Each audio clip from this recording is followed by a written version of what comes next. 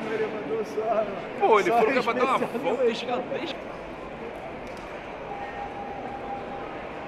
Gustavo, quais são hoje os desafios para a consolidação desse novo mercado do gás que vem surgindo no país?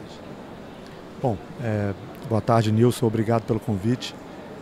Acho que quando a gente fala de consolidação do mercado de gás, acho que a primeira coisa é a gente falar do que aconteceu recentemente, né, e que está propiciando essa abertura do mercado.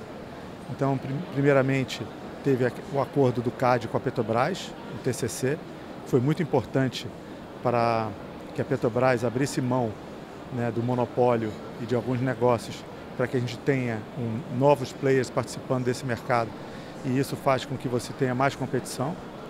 Depois a gente teve a aprovação da Lei do Gás, que foi fruto de uma discussão de vários anos em todos os players do setor, todas as associações, e isso também é um marco fundamental para que a gente possa olhar para frente e efetivamente abrir esse mercado e criar um mercado de gás efetivo no Brasil.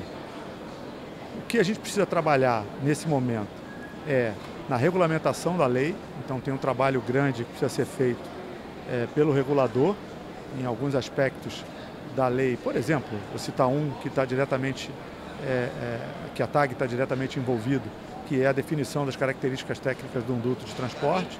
Isso é uma coisa que o regulador precisa fazer, a ANP. Um ponto que é importante é a harmonização da legislação federal com as estaduais.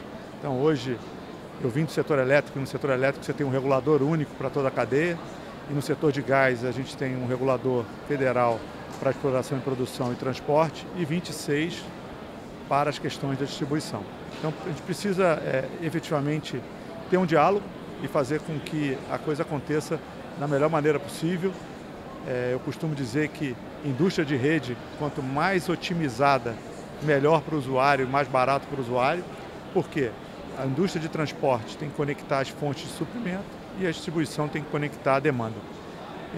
Tem um exemplo grande da Engie, que é o principal acionista da TAG, que ela tem uma empresa de transporte, a GRT Gaz, na França, que tem 32 mil quilômetros de gasoduto de transporte, e tem a GRDF, que é a distribuidora, que tem 220 mil quilômetros de gasoduto de distribuição.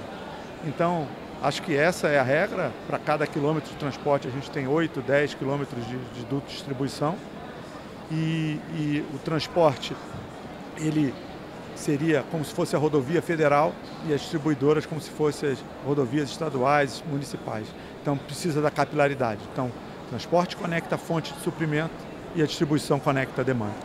Perfeito. E Gustavo, entrando agora um pouco mais no negócio, business plan e uma visão do ano para a empresa. Como está sendo 2022 para a TAG e qual é o plano de investimentos dela nesse momento? Obrigado pela pergunta. Bom, tem sido desafiador, né? Nesses 3 anos, transformações constantes na empresa. A gente tem um plano de investimento ambicioso. Eu já tenho um volume aprovado pelo nosso Conselho de Administração de 2,3 bilhões de reais entre 2022 e 2026. Dentro desses 2,3 bilhões, eu tenho projetos de manutenção e integridade para garantir a segurança operacional da malha. Eu tenho projetos de novas conexões, como a conexão no terminal de Sergipe, conexões de saída também, ponto de entrega de Itajibá, na Bahia. Eu tenho projetos de novas estações de compressão para remover alguns gargalos na malha. Então, tem uma estação de compressão no Gazene e Itajuípe. Então, esses são os projetos que eu diria que estão comprometidos nesse valor. E teria uma parte que ainda não está comprometida, que depende do crescimento do mercado, que seriam para projetos mais transformadores, por exemplo, para atender esse leilão de térmicas da privatização da Eletrobras.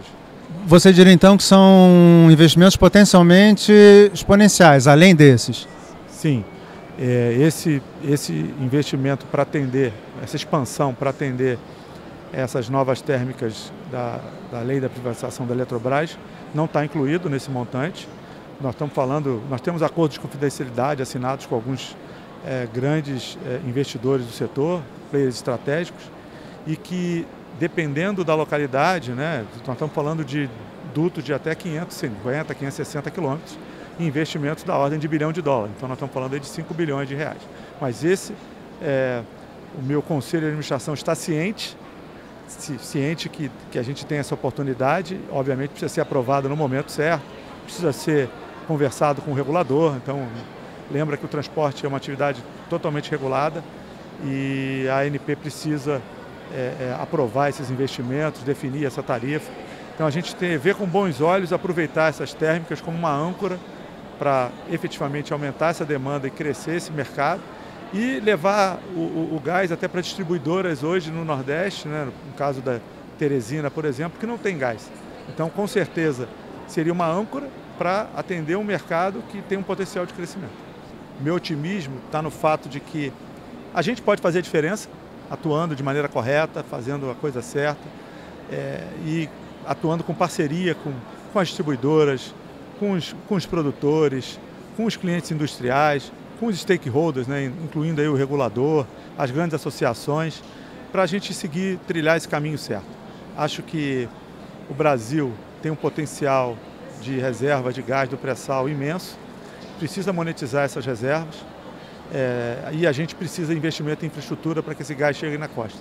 Então, o que eu posso falar do lado da TAG, dos meus acionistas, é que a gente está olhando o país 20, 30, 50 anos à frente e preparando a empresa para esse futuro que a gente entende pode ser bastante promissor.